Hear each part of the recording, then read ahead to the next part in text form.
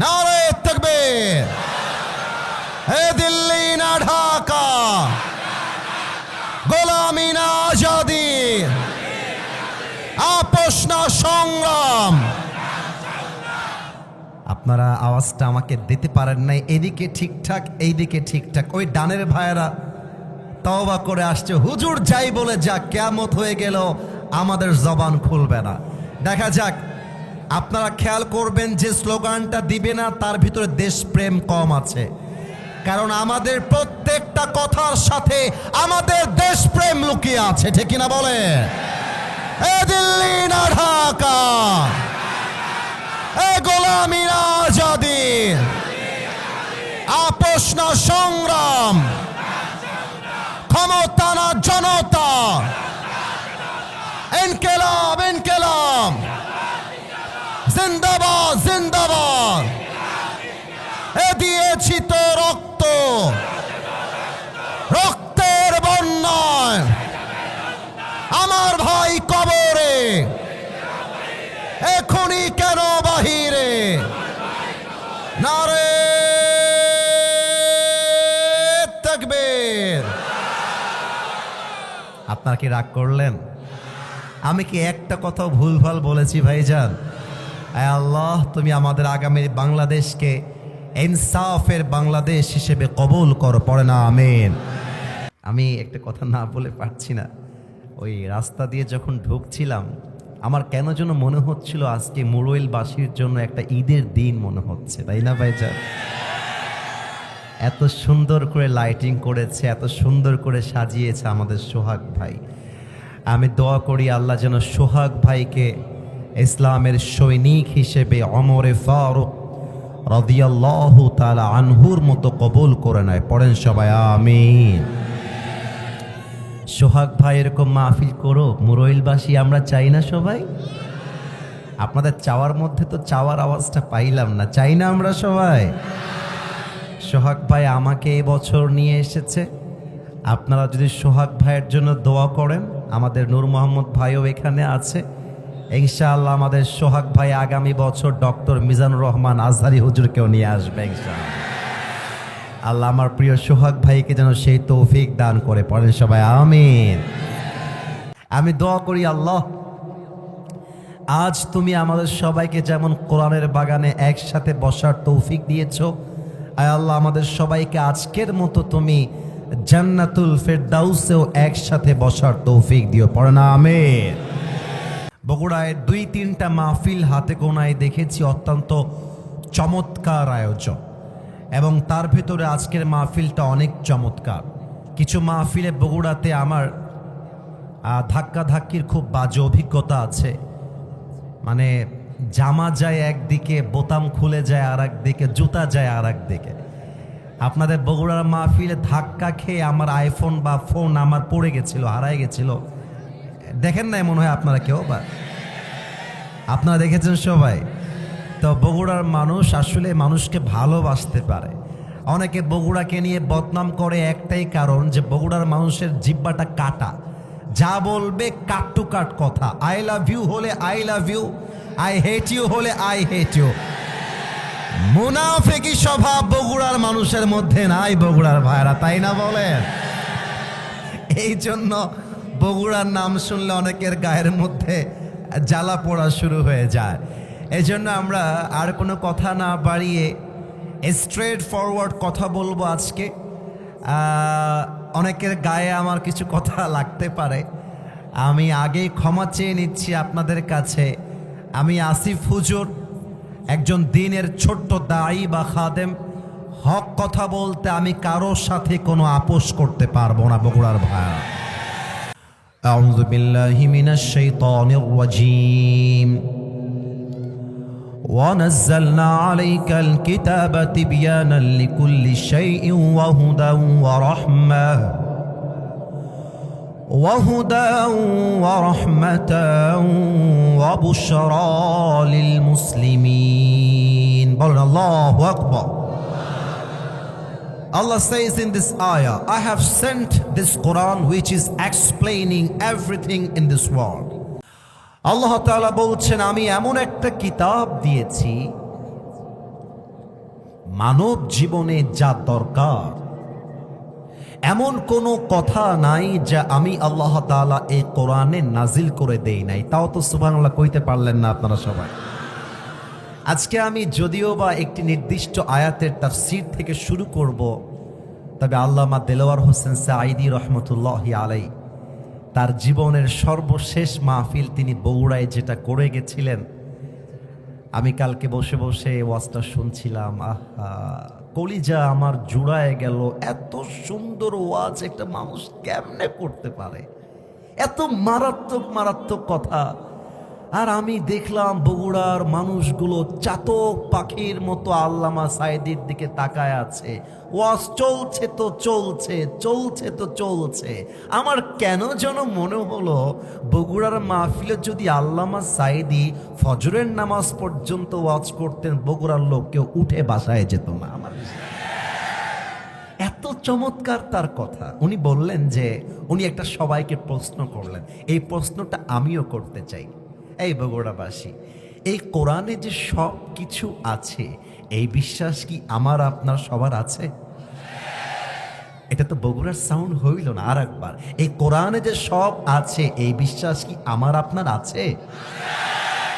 আচ্ছা, আগামীকাল সকালবেলা যদি আপনার বাসায় ডিসি অফিস থেকে একটা চিঠি আসে, আল্লামা সাঈদী বলছেন, খেয়াল করেন, চিঠির ভাষা হচ্ছে ইংরেজি ভাষা। আপনি আসলে বাঙালি হওয়ার জন্য আপনি ইংরেজি ভাষার অর্থটা বোঝেন না। এখন সকালবেলা চিঠি আসলো কই থেকে জানতে পারলেন, এটা হচ্ছে বগুড়া জজ কোর্টের চিঠি, হাইকোর্টের চিঠি, অথবা ডিসি অফিসের চিঠি। এখন যেহেতু এটা ইংরেজি ভাষায় লেখা আছে, যতক্ষণ পর্যন্ত আপনি এটার অর্থ না বুঝবেন, নূর মোহাম্মদ ভাই, ঘুম আসবে? চিঠি না পড়লে, অর্থ না বুঝলে কারো ঘুম আসবে না। কারণ কি? কারণ কি লেখা আছে? এটা কি আমাকে গ্রেফতার করবার চিঠি, নাকি আমার সমস্ত সম্পত্তি নিলামে তুলবার চিঠি?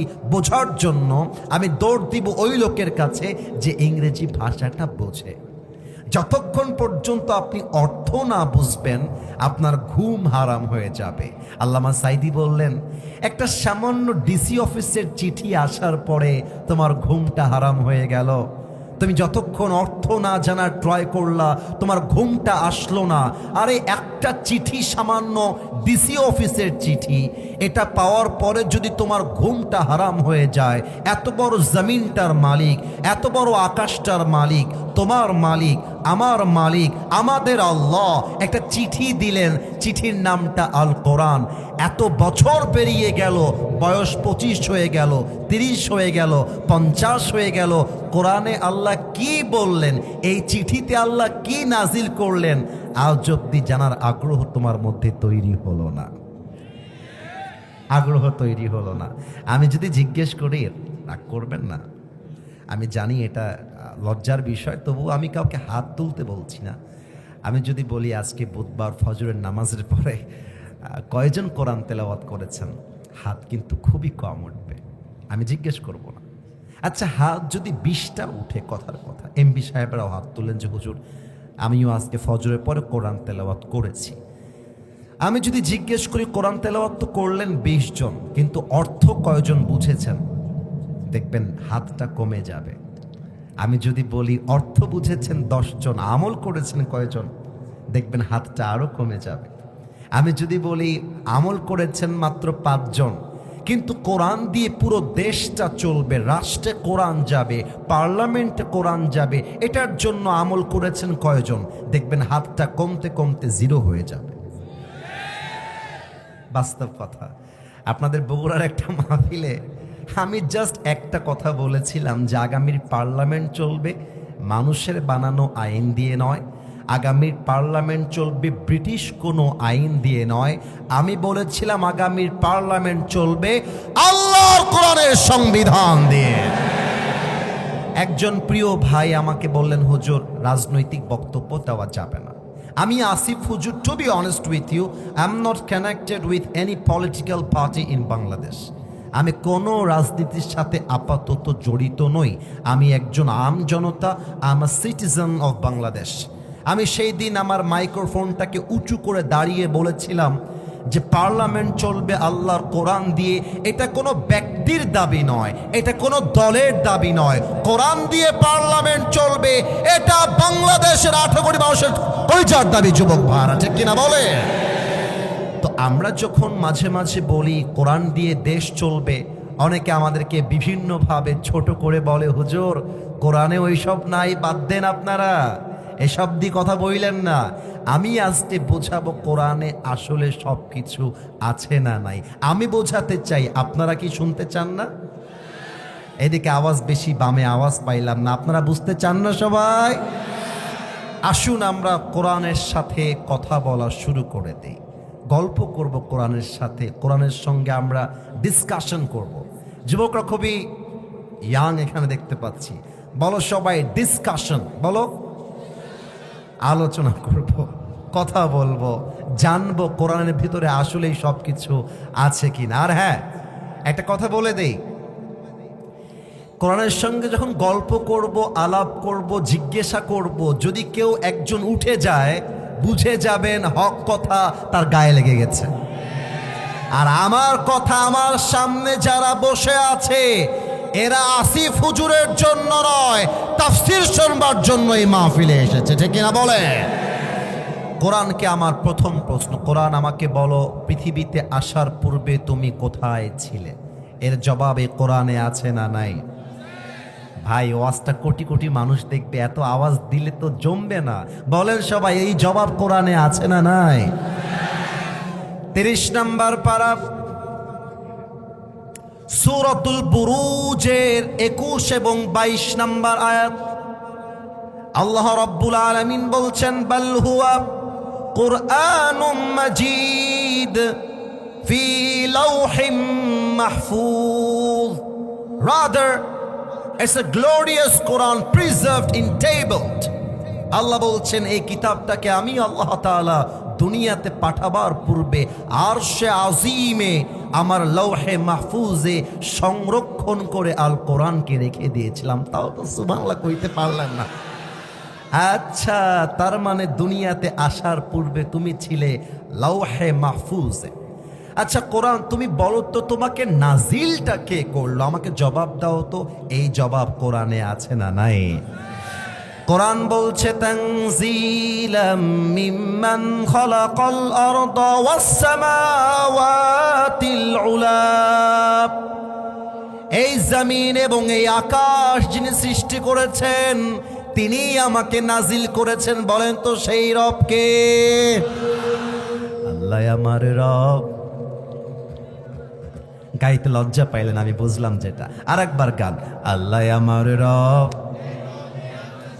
দমে দমে তনু মনে তারি অনুভব, তোমার দুনিয়াতে আমি যেদিকে তাকাই, অথই নেয়ামতে ডুবে আছি সবাই, পাক পাখালির কণ্ঠে শুনি তাসবিহ কলরব, তাসবিহ কলরব। আল্লাহ আমার রব, এই রবই আমার সব। বগুড়াবাসী, আমাদের রব একজন, তিনি কে?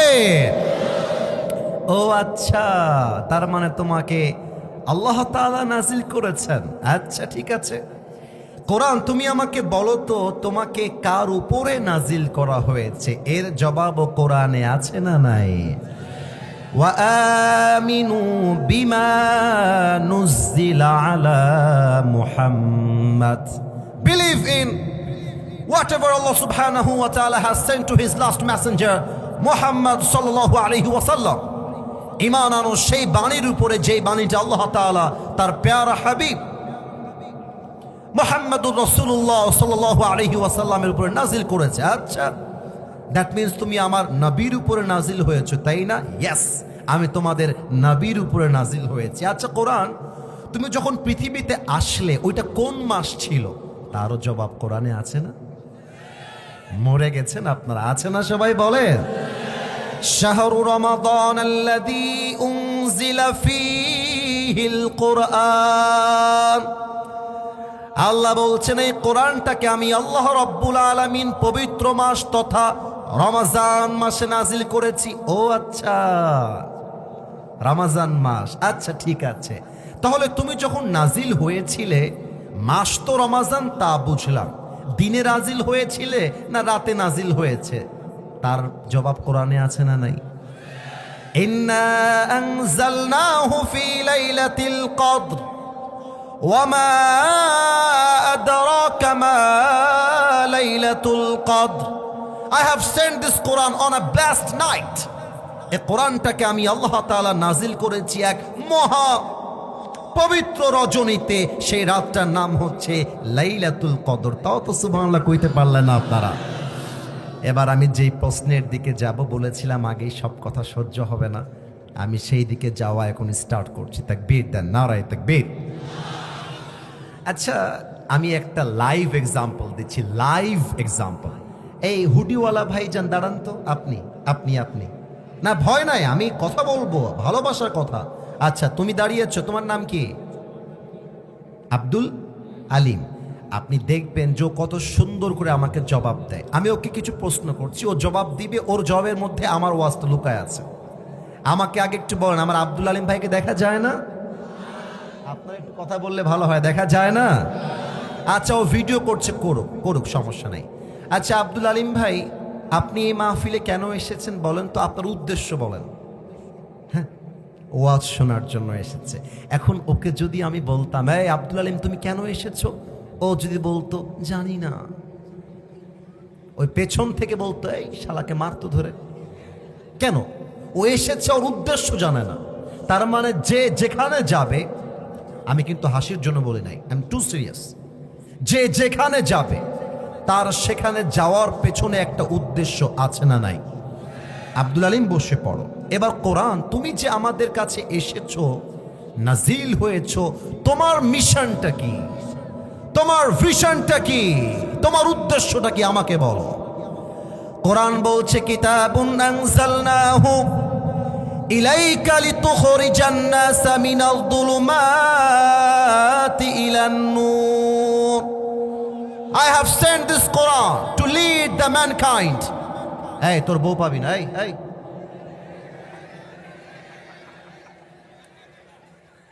নতুন নতুন নতুন চিন্তা করো, আধা ঘন্টা যাবত ওয়াজ শুরু করেছি, একজনও ওঠে না।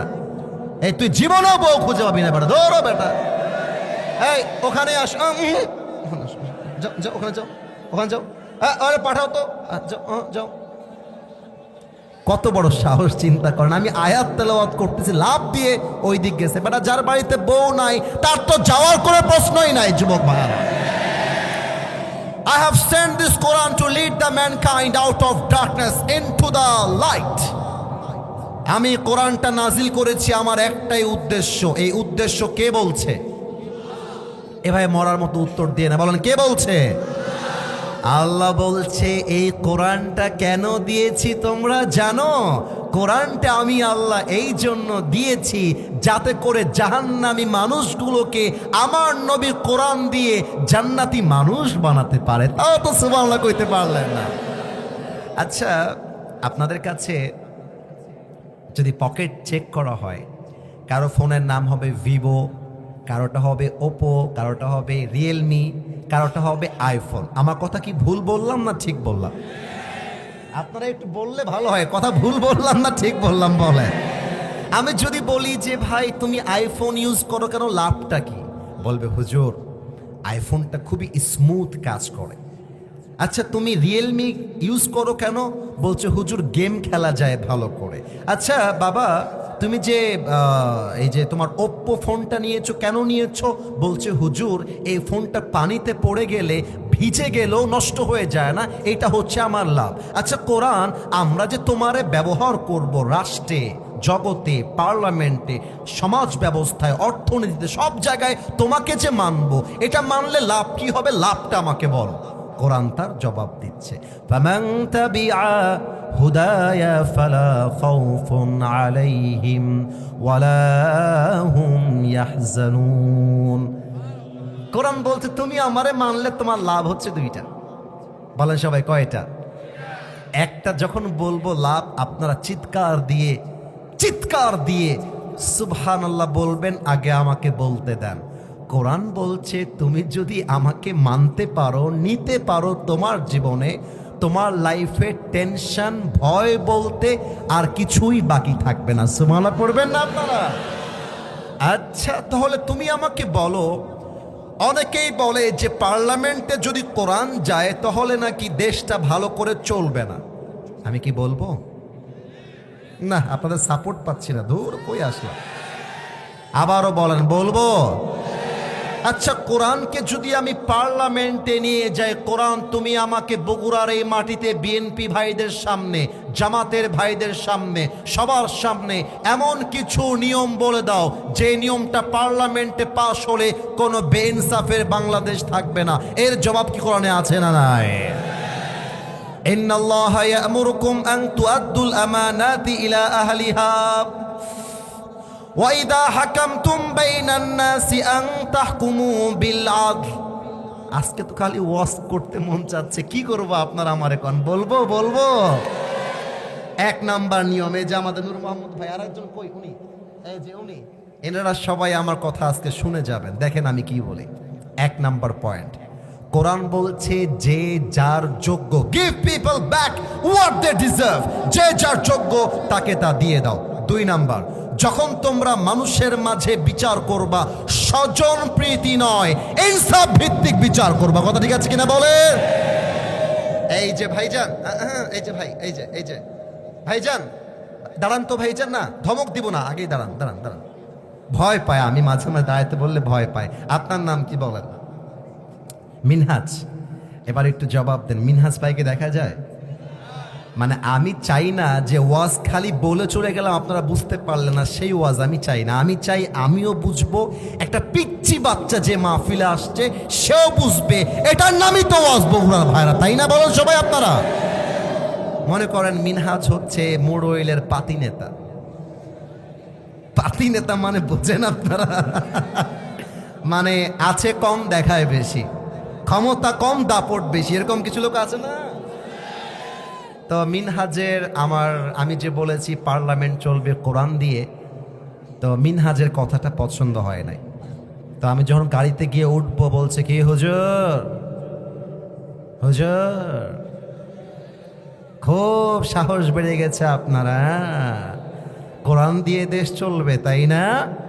খালি আপনি মুরইল রোডে ওঠেন, আপনাকে আমি আজকে দেখে নিব। ধমক দিয়েছে আমাকে, বলছে এর বাড়ি কোথায় রে, মার তোকে ধরে। আমি দিয়েছি একটা ঘুষি মিনহাজের এই গাল বরাবর। মিনহাজও খেপে গেছে, আমাকেও দিয়েছে একটা ঘুষি, মেজাজ হারায় গেছে আমার। আমি বললাম, ড্রাইভার সাহেব, আমার গাড়ির পেছনে একটা বিশাল বড় রামদা আছে, রামদাটা বের করেন। আর রামদা নাই রে ভাই, বোঝাবার স্বার্থে বলছি। রামদাটা বের করে নিয়ে আমার হাতে দিয়েছে। আমি খেপে ওর ডান পায়ে দিয়েছি একটা কোপ, এক কোপে ওর ডান পাটা কেটে গেছে, একদম কেটে গেছে। মুরব্বী যুবক ভাইয়ারা মনোযোগ দেন, আমি মজার জন্য বলছি না, আমি মজার জন্য বলছি না। আমার ডান পা যখন আমি কেটে দিলাম এক কোপ দিয়ে ওকে, আমাকে নূর মোহাম্মদ ভাই সহ সমস্ত নেতৃবৃন্দ যারা আছেন, আমার ভালোবাসার ভাইয়ারা সব গিয়ে আমাকে ধরছে, সোহাগ ভাইও ধরছে। আরে হুজুরকে ধর, হুজুরকে 14 শিকের ভাত খাওয়াইতে হবে, কারণ হলো হুজুর ডান পা কেটে দিয়েছে। এখন আমাকে জেলখানায় ভরার পরে আগামী সপ্তাহের মঙ্গলবারে আমাকে বগুড়ার জেলা আদালতে তোলা হয়েছে বিচার করবার জন্য। এখন আমার যে বিচার করবে, কি দিয়ে বিচার করবে? আল কোরআন তো পার্লামেন্টে নেই। এখন বিচার হবে বাংলাদেশের যেই ল আছে, আইন, সেই আইনে বিচার করা হলো। আসিফ হুজুর যেহেতু মুরইল মাহফিলে গিয়ে একজন যুবকের ডান পা কেটে দিয়েছে, আসিফ হুজুরের বিচার হলো 3 লাখ টাকা জরিমানা এবং 5 বছরের জেল। এবার দেখা যাক মুরইলবাসী বেঁচে আছে না মরে গেছে। 5 বছরের জেল আর কয় লাখ টাকা জরিমানা? आवाज यार मैंने सुना नहीं और भी जोर से कहना होगा। কয় লাখ? 3 লাখ টাকা জরিমানা আর 5 বছরের জেল, এইটা হলো আমার শাস্তি। এখন এই যে শাস্তি আপনি আমাকে দিলেন, এটা কি ইনসাফ ভিত্তিক হলো কিনা বোঝার জন্য একটা দাড়িপাল্লা কথার কথা নিয়ে আসেন। দাড়িপাল্লার ডান দিকে মিনহাজের ডান পা যে আমি কেটে দিলাম ওইটা দেন, আর দাড়িপাল্লার বাম দিকে 3 লাখ টাকার 5 বছরের জেলটা রাখেন। এবার আদম দিঘির ভাইদের কাছে, মুরুইলের ভাইদের কাছে বিনয়ের সাথে আমার প্রশ্ন, আমি আবারও বলছি আল্লাহর কসম, আমি কোনো দলের লোক না, আমাকে জবাব দেন। দাড়িপাল্লার ডান দিকে মিনহাজের ডান পা কাটা, দাড়িপাল্লার বাম দিকে 3 লাখ টাকার 5 বছরের জেল। এটা যদি আমি কিয়ামত পর্যন্ত টানতে থাকি, যতই টানি না কেন সমান সমান কি হবে? ডানে আওয়াজ পেলাম, বামে আওয়াজ পাইলাম না, সমান সমান কি হবে? মনে করেন আমি জেল দিলাম 10 বছর, টাকা দিলাম 5 লাখ, আবার টান দেন, তাও কি সমান সমান হবে? সমান সমান যদি দুইটাকে করতে চান, আল্লাহর কোরআন দিয়ে সংবিধান কায়েম করতে হবে। কিন্তু কেমন করে করতে হবে? আমি তো শুধু চাপার জোরে বোঝাবো না, আমি তো আল কোরআনের দলিল দিয়ে বুঝাই দিব। কোরআন তার জবাব দিচ্ছে, ওয়াকাতাবনা আলাইহিম ফিহা আন্নান নাফসা বিন নাফস ওয়াল আইনা বিল আইন ওয়াল আনফা বিল আনফ ওয়াল উযুনা বিল উযুন ওয়াস সিন্না বিস সিন্নি ওয়াল জুরুহা কিসাস। কোরআন বলছে, যে তোমার চোখ তুলে নিবে তুমি নাও, যে তোমার কান কাটবে তুমি তার কান কেটে নাও, যে তোমার হাত কাটবে তুমি তার হাত কেটে নাও। চোখের বদলে চোখ, নাকের বদলে নাক, কানের বদলে কান, দাঁতের বদলে দাঁত, হাতের বদলে হাত, পায়ের বদলে পা, জানের বদলে জান। আর এটার নামই তো আল্লাহর কোরআনের সংবিধান।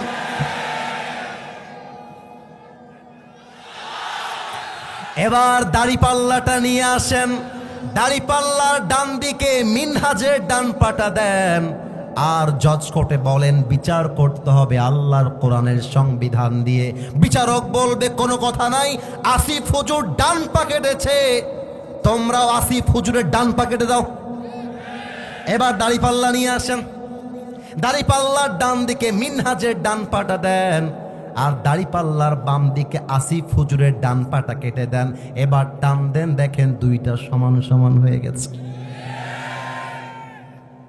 ওমান হাকামা বিহি আদালা, এ কোরআন দিয়ে যে বিচার করবে সেই তো ইনসাফ ভিত্তিক বিচার করতে পারবে, আর কোরআনকে যে মাইনাস করবে সেই তো দুর্নীতি করবার সুযোগ খুঁজে পেয়ে যায়। বগুড়ার ভাইয়ারা আমার, আর একটা এক্সাম্পল দিব, লাইভ এক্সাম্পল। নূর ভাই আপনি একটু আমার কাছে আসেন। আমি কিন্তু সবাইকে ভালোবাসি, নূর মোহাম্মদ ভাই কেন রাখলাম? কারণ উনি একটু যুবক টাইপের। এদিকে আসেন, আমি দাঁড়ান, আপনি আমার কাছে দাঁড়ান। এই যে নূর মোহাম্মদ ভাইকে দেখা যায়, এই যে কথা কয় না, দেখা যায়। নূর মোহাম্মদ ভাই উনি একজন এমপি পদপ্রার্থী, এখানে আর একজন আছেন আমার ওস্তাদ সমতুল্য, উনিও এমপি পদপ্রার্থী। ওস্তাদের মতো যেহেতু, তাই সাহসটা পেলাম না। নূর ভাই হচ্ছে একজন এমপি বগুড়ার, কথার কথা। আমি কিন্তু ভোট চাচ্ছি না, আমি এক্সাম্পল দিচ্ছি। নূর মোহাম্মদ ভাই বগুড়ার কি ভাইজান? এমপি। ওনার ছেলে একটা অন্যায় করেছে, আর আমি আসিফ হুজুর একজন রিক্সাওয়ালার ছেলে। কার ছেলে? আপনারা মনে হয় বলতে লজ্জা পাচ্ছেন, রিক্সাওয়ালার ছেলে। আরে বেটা, আমি যদি রিক্সাওয়ালার ছেলে হই এটা তো গর্বের বিষয়। আমার বাপ তো ভ্যান চালায় খায়, রিক্সা চালায় খায়। আমার বাপ তো বাটপারি, দুর্নীতি, সুদ ঘুষ খায় না। এখন আমিও একজন রিক্সাওয়ালার ছেলে, আমিও সেম অন্যায়টা করলাম। আমার যে বিচারটা করতে হবে, এমপির ছেলেরও সেম বিচার করতে হবে। আমার বেলায় আইন চলবে 100-তে 100, আর এমপির ছেলেকে ক্ষমতার জোর দিয়ে ছেড়ে দিবা, এটার নাম আল্লাহর কোরআনের রাজনীতি হতে পারে না। নূর মোহাম্মদ ভাই বসেন, আমার কথা কি ভুল বললাম না ঠিক বললাম? আচ্ছা, এবার আমাকে দিয়ে উদাহরণ দিয়ে, আমি একজন এমপি। এবার তো রাগ করবেন মনে হয়। আমি একজন এমপি বগুড়া, মনে করেন এই বগুড়ায় কিছু ব্রিজ আছে না? আচ্ছা, আরো সহজে বোঝাই, বগুড়ায় কি আমাদের হাইওয়ে রোড আছে না? আচ্ছা, আপনারা মনে ভাবতেছেন হুজুর মনে হয় এমপি হয়েই যাবে। না, আমি উদাহরণ দিচ্ছি। এই যে মুরইল যে হাইওয়ে রোডটা, একদম নওগাঁ, রাজশাহী সব যাওয়া যাবে। মনে করেন এই রাস্তাটা ভেঙে গেল, কথা বোঝার চেষ্টা করবে, ভেঙে গেল। এখন আমি পার্লামেন্টে দাবি করলাম আমার রাস্তা ঠিক করার জন্য আমাকে 10 কোটি টাকা বাজেট দেওয়া লাগবে। কথার কথা। এখন বাজেট যদি আমি 10 পাই কিংবা 20 কোটি পাই, দেখবেন বেশিরভাগ জায়গায় কি হয়, সরকার থেকে বাজেট আসে 20 কোটি 15 কোটি আগেই মেরে খাওয়া শেষ। আমি কি মিথ্যা বললাম না সত্য বললাম? বলে কারা খায়? এমপি নিজেও খায়, এমপির চামচারাও খায় বগুড়ার ভাড়া। বলো, এখন আমি যদি আল কোরআন দিয়ে রাজনীতি করি, কোরআন আমাকে কি বলছে? ফামাইয়ামাল মিসকালা যাররাতিন খায়রান ইয়ারা ওয়া মাইয়ামাল মিসকালা যাররাতিন শাররান ইয়ারা। তুমি যখন বগুড়ার মুরইলের আদমদিঘির রোড ঠিক করবা, কোথায় তোমার ইট লাগলো, কোথায় তোমার খোয়া লাগলো, কোথায় তোমার সিমেন্ট লাগলো, কোথায় তোমার বালু লাগলো, মিস্ত্রির বিল কি, লেবারের বিল কি, কোথায় কয় টাকা, কোথায় কয় বস্তা, যত টাকা যেভাবে হিসাব হয়েছে, খরচ হয়েছে, প্রত্যেকটার পাই টু পাই হিসাব জনগণের কাছে বুঝায় দেওয়া, রাষ্ট্রের কাছে বুঝায় দেওয়া, এটার নামই আল্লাহর কোরআনের রাজনীতি। এবার এমপি সাহেবকে বলেন, এমপি সাহেব রাস্তা যে বানালেন হিসাবটা কোথায়? হিসাব দেন। যদি এমপি হিসাব দিতে পারে, হি ইজ দ্য লিডার।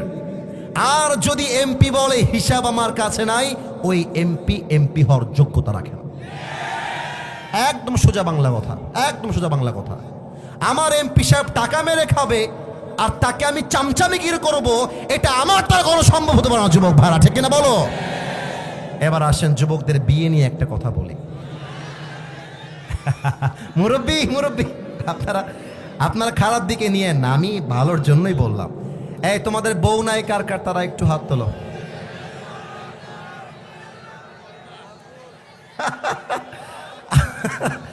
আপনাদের কারো বউ নাই? এখানে আব্দুল মহিদ তালুকদার বিএনপি প্রার্থী, মোহাম্মদ আবু তাহের জামাত ইসলাম প্রার্থী, তৌহিদুল ইসলাম বাংলাদেশ খেলাফতে মজলিস মনে হয়, তাই না? আপনারা মিয়া পার্লামেন্টে যাওয়ার আগে লিখে দিবেন, ভোটের আগে আমাকে যদি ভোট দিয়ে জিতাই দিতে পারো, কারো বউ বাড়ি ছাড়া বাড়ি হবে না।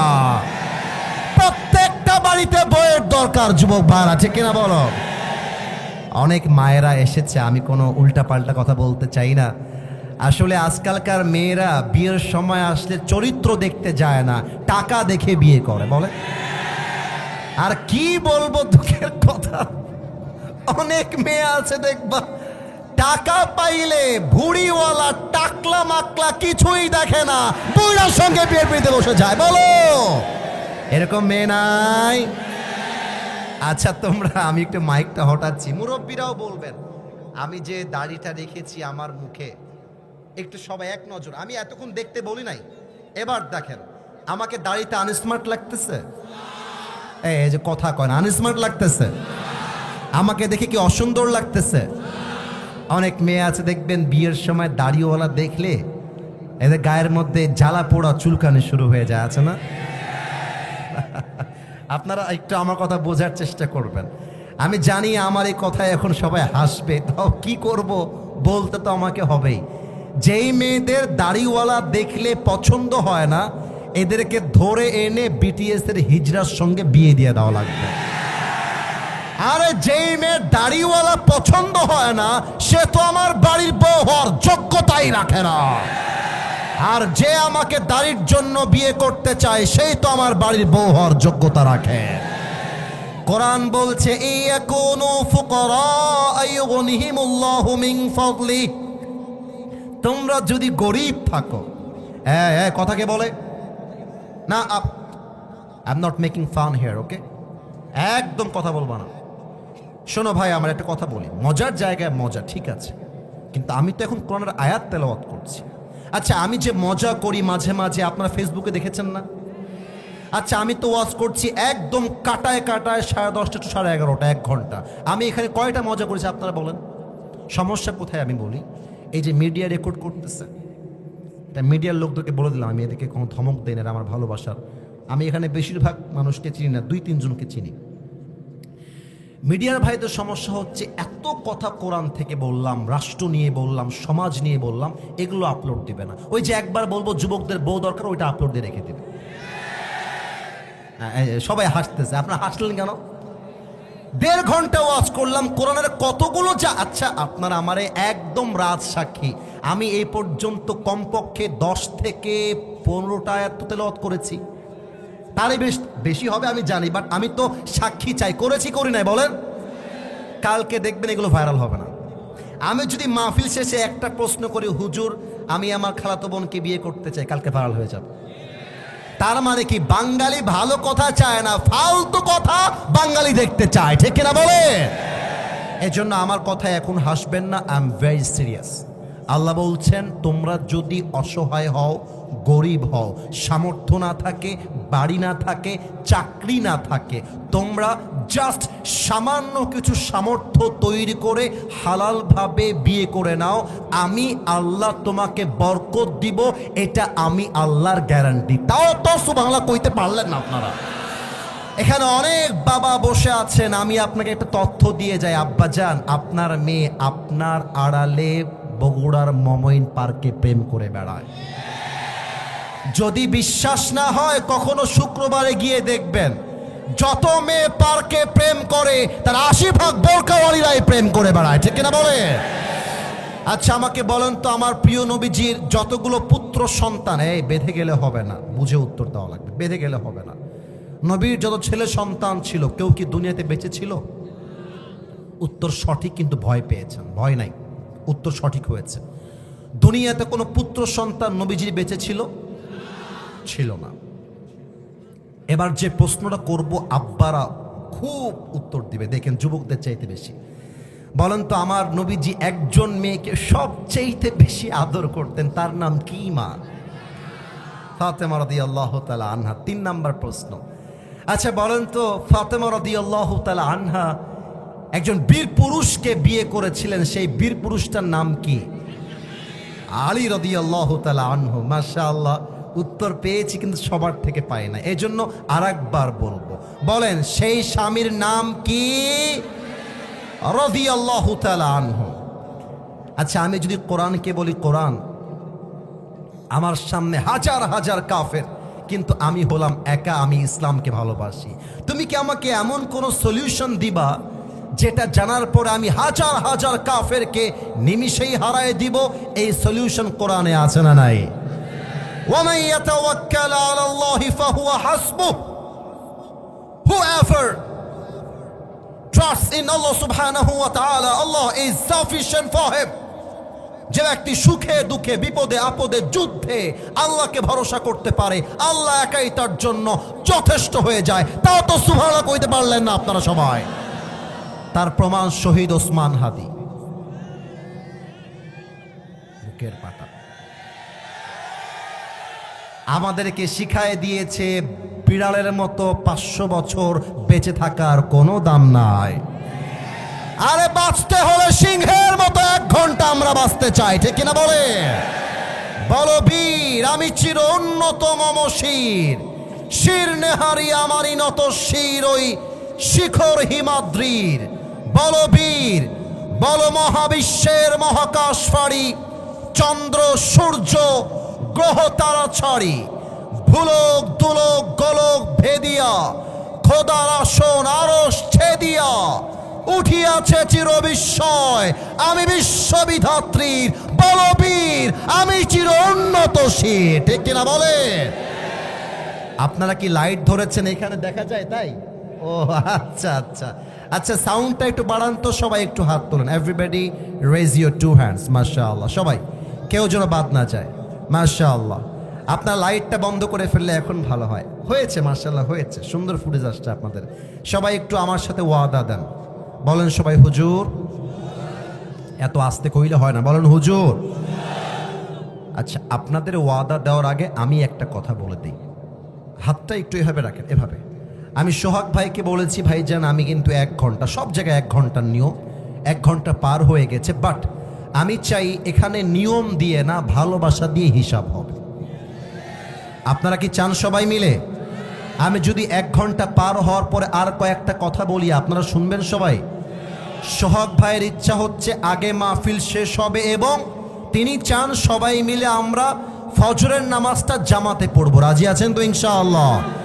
তাহলে আমাকে একটা ওয়াদা দেন, বলেন আসিফ হুজুর। আইরে মরা রে আল্লাহ। বলেন সবাই আসিফ হুজুর। আমরা বগুড়ার সোলপল আপনাকে ওয়াদা দিলাম, আজ আমরা দোয়া না করে কেউ বাড়িতে যাব।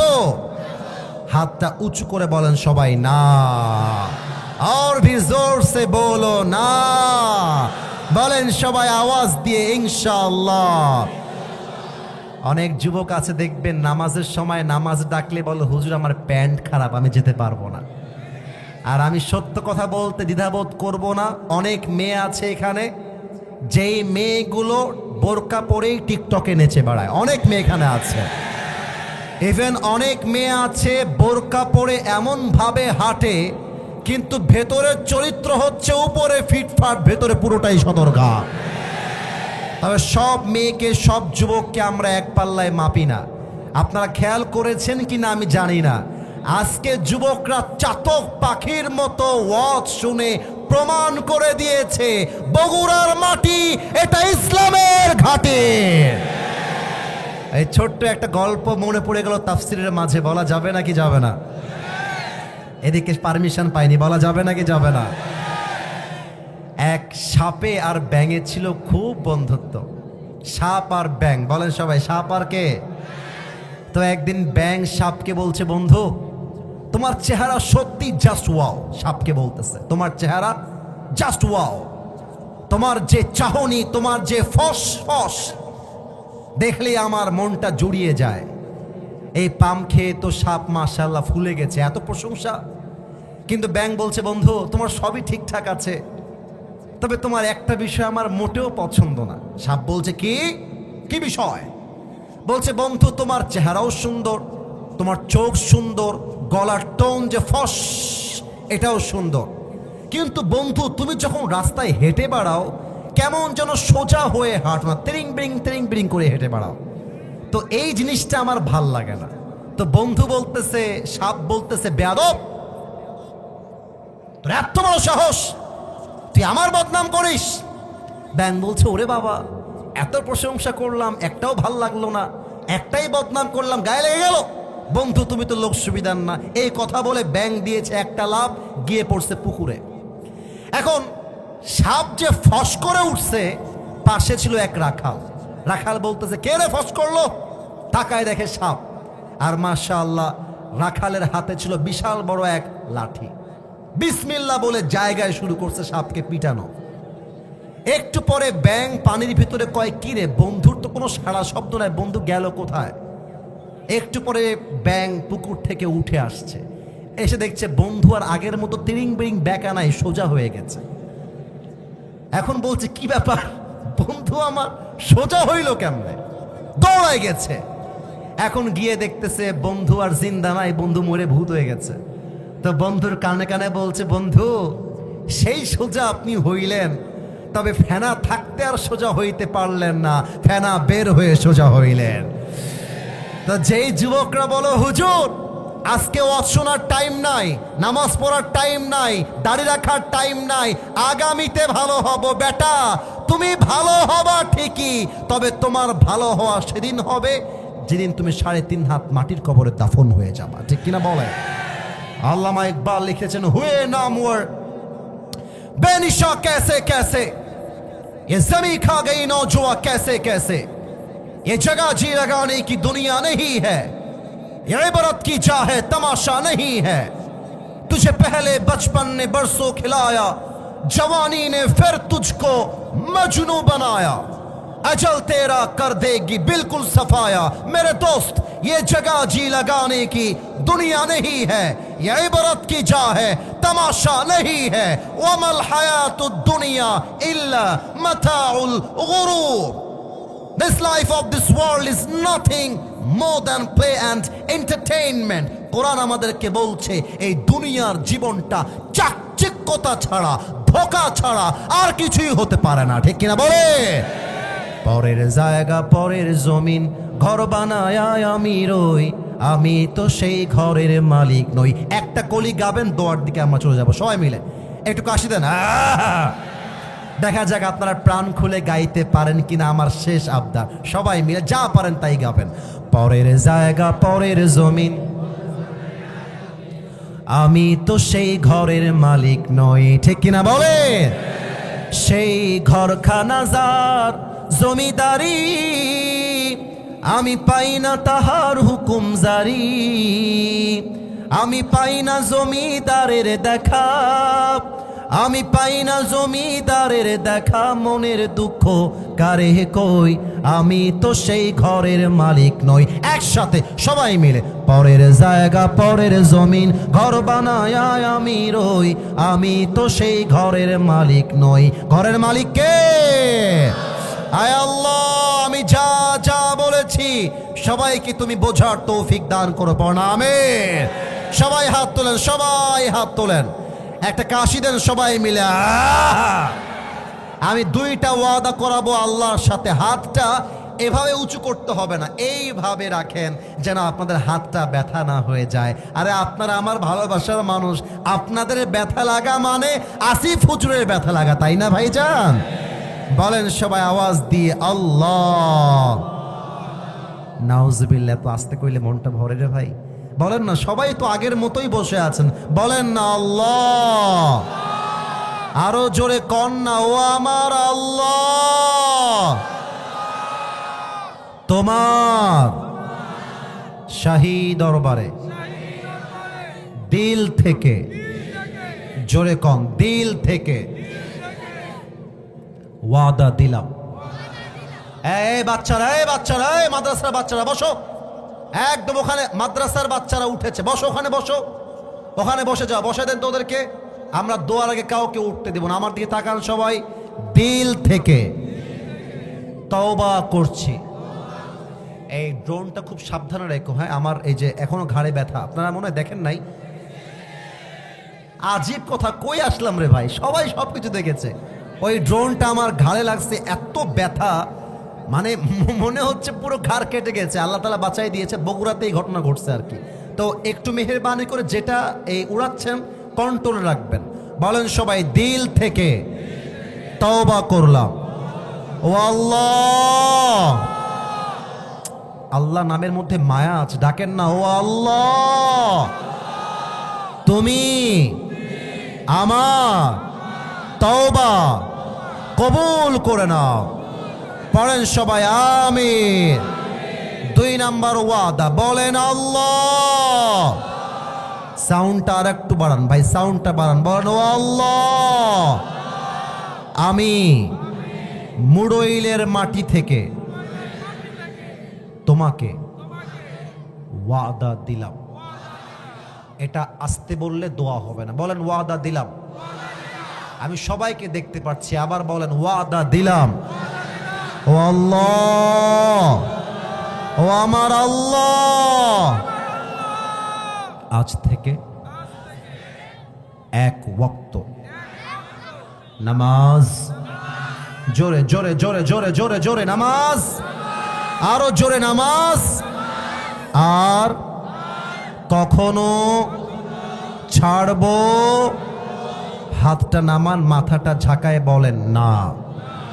জোরে বলা যায় না, বলেন না, বলেন আওয়াজ দিয়ে ইনশাআল্লাহ। আমাকে ডাক দেন, বলেন হুজুর আমাদের ওয়াদা, একটু জোরে, আমাদের ওয়াদা। আপনার দোয়ার সময় আমরা দিল থেকে আমিন বলবো। আমাদের দ্বিতীয় ওয়াদা, আমরা কেউ দোয়ার সময় উঠে যাব, বলেন সবাই মাথা ঝাঁকিয়ে না, বলেন সবাই আওয়াজ দিয়ে ইনশাআল্লাহ।